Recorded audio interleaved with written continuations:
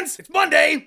Kinda. Which means it's time for another look at my sack. My mail sack. Which in and of itself can still be misconstrued. Each week you send me questions, and each week I don't pick yours, because I have a personal vendetta against hundreds of people. The folks who are chosen sort of get their questions answered, and one lucky soul gets the greatest thing to happen to MMA since Kimbo Slice. The one, the only, the red Tommy Tohol t-shirt. Let's do this shit! Tommy Sack! Jared Jones. Ultimate Warrior? Yeah, let's get this over with.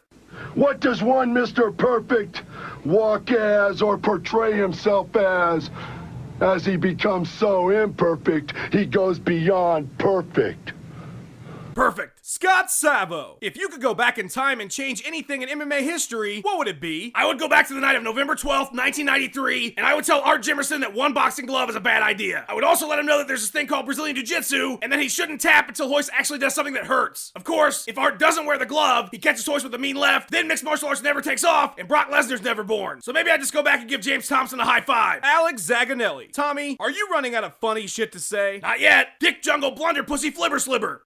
I still got it. At AirMole11. Frankie Edgar. Is he getting rematches, or is he secretly a champion giving out non-title shots? Here's what you need to understand about Frankie Edgar. Everything he does is for a title that he then loses, but at the same time is getting a rematch for. Frankie's in a constant state of losing and winning his title simultaneously. It's one of those things like particles and physics behaving differently when they're observed, but if you try to think about it for too long, you start to freak out just a little bit, like when your computer starts up and none of the icons are there for a couple seconds. Yeah, it's like that. Christopher King. If you were to participate in an epic rap battle, who would your opponent be and why? Can you even rap, Tommy? I would battle rap Paul Krugman, author and columnist for the New York Times. Because, I mean, come on, that was the obvious choice. And can I rap, Christopher? Clearly you didn't see my incredible rendition of Coolio's Gangster's Paradise, because it was riveting. It was like Coolio came back from wherever the fuck he is now, and gave a performance right on my show. Mark Seeley. Hey, Tommy, do you have any single sisters? I do, but they're all in relationships and they're all dudes. So good luck with that. Dana Black. If me and White Dana were to fuse to achieve our final form, bro, what would be the outcome? And also, fuck you, Tommy. I don't even know how to respond to that, and I've already used up my Ultimate Warrior clip for this episode, so instead of answering your question, I will give you my thoughts on fighters retiring. I say don't do it unless you want to. Don't listen to anybody about your personal well-being, or your legacy, or dancing with your daughter at her wedding. That shit is stupid. If you still got the urge to punch people in the face, go until somebody makes you stop, or you suddenly take up an interest in building scenes from Star Wars out of Legos. There's no shame in going out bad either. You went undefeated your whole career? Congratulations, you didn't fight long enough. Everyone should either go out because they're not into it anymore, or they get Daniel Son by Leota Machida. Because as Franklin Delano Roosevelt once said, now she want a photo, you already know though, you only live once, that's the motto. Fucking YOLO. Dr. James Kelsk II. Is it just me, or is the only way Andy Silva can get the fans back on his side calling out Rio Chonin every chance he gets? I don't know how many times Rio Chonin's been laid for beating Anderson Silva with a flying scissor heel hook, but if I were that dude, that would be my opening line to every chick I meet at a bar. I would have a shirt that says middleweight GOAT, and I'd have a video ready to show anybody that wanted to see it. Every time I watch Anderson Silva win a fight, I just picture Rio sitting in a bar in Tokyo, taking a swig of his beer, and then laughing his ass off. Alexis Leto. Tommy, is it true that War MMA's rounds will be 4 minutes and 20 seconds long? Ah, I see what you did there. You think the rounds are going to be 4 minutes and 20 seconds long because 420 is the day that Danica Patrick won the Indy Japan 300 in 2008, becoming the first female driver to ever win an IndyCar race. As we all know, Nick Diaz is a huge Danica Patrick fan. T-shirt time! Each week I let a heartless computer choose one of those who made the show to win the stylish and super comfortable Tommy Tohol t-shirt. This week's winner is Jessica Huddall from Twitter, who asked, not sure if this is sack-worthy or not, how great would a commentary team of Gunnar Nelson and Mark Hunt be? It would be this awesome. What a super exciting night of fights it's been so far, and we haven't even made it to the main card yet, Mark. Yeah. A lot of unanswered questions in our main event. Has James Toney figured out how to wrestle? No. I don't think so either, Mark. But as they say, that's why we play the game. I'd like to apologize for my use of language during our last fight. I just got so excited, could hardly contain myself. You know how it is, right, Mark? Fuck corn nuts. That's all I got for you guys. If you want the awesome ass shirt headed Jessica's way, go to tripleths.com right now and pick one up yourself. My wallet will thank you, and nothing says I'm going places like my face on your chest. Tune in this Wednesday for an all new Triple THS that will be at least 2 to 3% better than last week's show, plus or minus 5%.